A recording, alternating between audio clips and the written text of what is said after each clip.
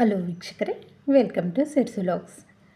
ಮನೇಲಿ ಬ್ರೇಕ್ಫಾಸ್ಟ್ ತಿಂದೆ ಹೋಟೆಲಲ್ಲಿ ತಿನ್ನೋರಿಗೆ ಈ ರೀತಿ ಒಮ್ಮೆ ತಟ್ಟೆ ಇಡ್ಲಿನ ಮಾಡಿಕೊಡಿ. ಅವರು ಹೋಟೆಲ್ಗೆ ಹೋಗೋದನ್ನೇ ಮರೆತು ಬಿಡ್ತಾರೆ, ಅಷ್ಟೊಂದು ಚೆನ್ನಾಗಿರುತ್ತೆ.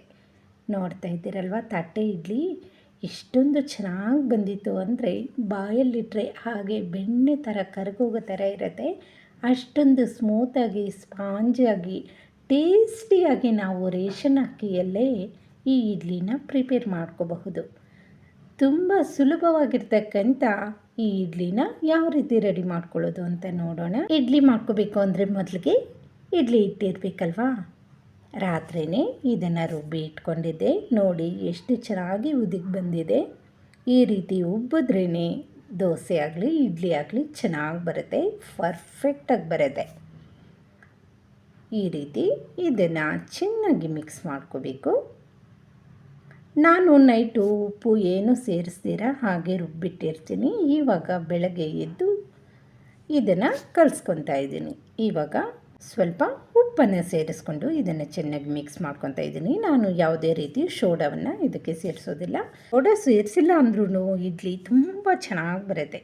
ಇದಕ್ಕೆ ಕ್ಯಾರೆಟ್ ತುರಿ, ಕೊತ್ತಂಬರಿ ಸೊಪ್ಪು, 1 ಸ್ಪೂನಷ್ಟು ತುಪ್ಪನ ಸೇರಿಸ್ಕೊಂಡು ಗೋಡಂಬಿ, ಜೀರಿಗೆ, ಸಾಸಿವೆ, ಸ್ವಲ್ಪ ಹಸಿಮೆಣಸಿನ್ಕಾಯಿಯನ್ನು ಕಟ್ ಮಾಡಿ ಇದರಲ್ಲಿ ಫ್ರೈ ಮಾಡಿಕೊಂಡು ಅದನ್ನು ಒಗ್ಗರಣೆನ ಇದರಲ್ಲಿ ಸೇರಿಸ್ಕೊಂಡು ಚೆನ್ನಾಗಿ ಮಿಕ್ಸ್ ಮಾಡ್ಕೋಬೇಕು.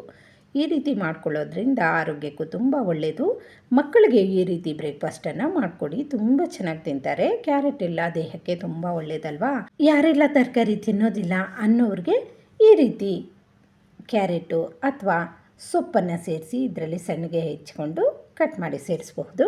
ನನ್ನ ಹತ್ರ ತಟ್ಟೆ ಇಡ್ಲಿದು ಸ್ಟ್ಯಾಂಡ್ ಇರಲಿಲ್ಲ, ಅದಕ್ಕೆ ಒಂದು ಪ್ಲೇಟ್ಗೆ ಈ ರೀತಿ ಕಾಟನ್ ಬಟ್ಟೆನ ಕಟ್ ಮಾಡಿ ಹಾಕ್ಕೊತಾ ಇದ್ದೀನಿ. 1.5 ಸೌಟಷ್ಟು ಹಿಟ್ಟನ್ನು ಇದರಲ್ಲಿ ಹಾಕ್ಕೊತಾ ಇದ್ದೀನಿ. ನಾವು ಸೇಮ್ ಇಡ್ಲಿಗೆ ಯಾವ ರೀತಿ ಇಟ್ಕೊತೀರೋ ಅದೇ ರೀತಿ ನೀರನ್ನು ಇಡ್ಲಿ ಪಾತ್ರೆಯಲ್ಲಿ ಇಟ್ಕೊಂಡು ಇಡ್ಲಿ ಸ್ಟ್ಯಾಂಡನ್ನು ಇಟ್ಕೊತಾ ಇದ್ದೀನಿ. ಅದ್ರ ಮೇಲೆ ಈ ಪ್ಲೇಟನ್ನು ಇಟ್ಕೊಂಡ್ರೆ ಸಾಕು, ತಟ್ಟೆ ಇಡ್ಲಿ ರೆಡಿ ಆಗುತ್ತೆ. ತಟ್ಟೆ ಇಡ್ಲಿ ಸ್ಟ್ಯಾಂಡ್ ಇಲ್ಲ ಅಂತ ಸುಮಾರು ಜನ ಮಾಡೋಕ್ಕೆ ಹೋಗೋದಿಲ್ಲ. ಈ ರೀತಿ ಮೆಥಡನ್ನು ನೀವು ಬಳಸ್ಕೋಬಹುದು. ಕೆಲವರಿಗೆ ತರಕಾರಿ ಎಲ್ಲ ಹಾಕಿದ್ರೆ ಇಷ್ಟ ಆಗಲ್ಲ ಅನ್ನೋರು 1.5 ಸೌಟಷ್ಟು ಪ್ಲೈನ್ ಆಗಿರ್ತಕ್ಕಂಥ ಹಿಟ್ಟನ್ನು ಹಾಕ್ಕೊಂಡು ಇಡ್ಲಿ ರೆಡಿ ಮಾಡ್ಕೋಬಹುದು. ಇಡ್ಲಿ ಹಿಟ್ಟಿಗೆ ನೆನೆಸ್ಕೊಳ್ಳುವಾಗ ಅಕ್ಕಿನ ಈ ರೀತಿ ಕ್ವಾಂಟಿಟಿಯಲ್ಲಿ ನೆನೆಸ್ಕೊಂಡಿದ್ದೆ. 1 ಬಟ್ಲಷ್ಟು ಉದ್ದಿನಬೇಳೆ, 1/4 ಬಟ್ಲಷ್ಟು ಸಬ್ಬಕ್ಕಿ, ಅರ್ಧ ಬಟ್ಲಷ್ಟು ಅವಲಕ್ಕಿ, 2 ಬಟ್ಲಷ್ಟು ರೇಷನ್ ಅಕ್ಕಿ. ಇದನ್ನು ನೀಟಾಗಿ ತೊಳೆದು 4-5 ಸತಿ ತೊಳ್ಕೊಂಡು ಇದನ್ನು 8 ಗಂಟೆಗಳ ಕಾಲ ನೆನೆಸ್ಕೊಂಡಿದ್ದೀನಿ. ನಾನು ಒಟ್ಟಿಗೆ ನೆನೆಸ್ಕೊಂಡಿದ್ದೀನಿ ಉದ್ದಿನಬೇಳೆ, ಅಕ್ಕಿ, ಮೆಂತ್ಯ ಹಾಗೆ ಅವಲಕ್ಕಿ ಹಾಗೆ ಸಬ್ಬಕ್ಕಿನ ಸಪ್ರೇಟಾಗಿ ನೆನೆಸ್ಕೋಬಹುದು. ನಾನು ಸಬ್ಬಕ್ಕಿನ ಮಾತ್ರ ಸಪ್ರೇಟಾಗಿ ನೆನೆಸ್ಕೊಂಡಿದ್ದೀನಿ. ಇದು ಒಂದು 7-8 ಗಂಟೆಗಳ ಕಾಲ ನೆಂದ ಮೇಲೆ ಇದನ್ನು ಒಂದು ಮಿಕ್ಸಿ ಜಾರಲ್ಲಿ ಸೇರಿಸ್ಕೊಂಡು ರುಬ್ಕೊತಾ ಇದ್ದೀನಿ. ಸ್ವಲ್ಪ ಅಕ್ಕಿ ಹಾಕ್ಕೊಂಡು ಅದ್ರ ಜೊತೆಗೆ ಸ್ವಲ್ಪ ಸಬ್ಬಕ್ಕಿನ ಸಹ ಸೇರಿಸ್ಕೊಂಡು ಇದನ್ನು ಈ ರೀತಿ ನುಣ್ಣಗೆ ರುಬ್ಕೋಬೇಕು. ತರಿಯಾಗಿ ಎಲ್ಲ ರುಬ್ಕೊಳ್ಳೋಕ್ಕೆ ಹೋಗಬೇಡಿ, ಚೆನ್ನಾಗಿ ಬರಲ್ಲ ತಟ್ಟೆ ಇಡ್ಲಿ. ಈ ರೀತಿ ಇದನ್ನು ರುಬ್ಕೊಬಂದು ಒಂದು ಪಾತ್ರೆಗೆ ಸೇರಿಸ್ಕೊಬಿಡೋಣ. ಈ ಮೆಥಡಲ್ಲಿ ನೀವು ಒಮ್ಮೆ ಮಾಡಿರಿ, ಇಡ್ಲಿ ತುಂಬ ಚೆನ್ನಾಗಿ ಬರುತ್ತೆ. ಎಲ್ಲ ರುಬ್ಬಿ ಈ ರೀತಿ ಚೆನ್ನಾಗಿ ಮಿಕ್ಸ್ ಮಾಡ್ಕೋಬೇಕು. ಕೈಯಿಂದನೂ ಸಹ ಕಲಿಸ್ಕೋಬಹುದು, ಸೌಟಿಂದನೂ ಸಹ ಕಲಿಸ್ಕೊಂಡ್ರೂ ಚೆನ್ನಾಗಿ ಬರುತ್ತೆ. ಈ ಕನ್ಸಿಸ್ಟೆನ್ಸಿಗೆ ಇದನ್ನು ಜಾಸ್ತಿ ನೀರೆಲ್ಲ ಸೇರ್ಸೋಕ್ಕೆ ಹೋಗಬಾರ್ದು. ಇಡ್ಲಿ ಹಿಟ್ಟಿಗೆ ಈ ರೀತಿ ಸ್ವಲ್ಪ ಗಟ್ಟಿಯಾಗೇ ಇರಬೇಕು. ಇದನ್ನು ನೀಟಾಗಿ ಮಿಕ್ಸ್ ಮಾಡಿಕೊಂಡು ಒಂದು ಪ್ಲೇಟನ್ನು ಮುಚ್ಚಿ ಇಡೀ ರಾತ್ರಿ ಇದನ್ನು ಹಾಗೆ ಬಿಟ್ಬಿಡೋಣ. ಬೆಳಗ್ಗೆ ಎದ್ದು ನೋಡಿದ್ರೆ ಇದು ಚೆನ್ನಾಗಿ ಒದಗಿರುತ್ತೆ. ಅದರಿಂದ ಇಡ್ಲಿ ರೆಡಿ ಮಾಡ್ಕೋಬಹುದು.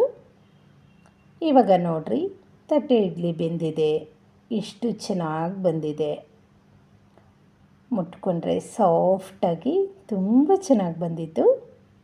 ಇದು ಬಟ್ಟೆಗೂ ಸಹ ಏನೂ ಮೆತ್ಕೊಳ್ಳೋದಿಲ್ಲ, ತುಂಬ ಚೆನ್ನಾಗಿ ಬರುತ್ತೆ.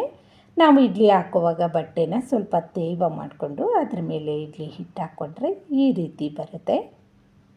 ಈ ರೀತಿ ಇಡ್ಲಿನ ಯಾರೆಲ್ಲ ಡಯಟ್ ಮಾಡ್ತೀರಾ ಅಂಥವರು ಸಹ ತಗೋಬಹುದು.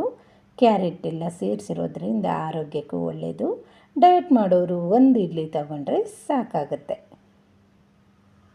ಎಷ್ಟು ಚೆನ್ನಾಗಿ ಸ್ಮೂತಾಗಿ ಸ್ಪಾಂಜಿಯಾಗಿ ಬಂದಿತ್ತು ಇಡ್ಲಿ.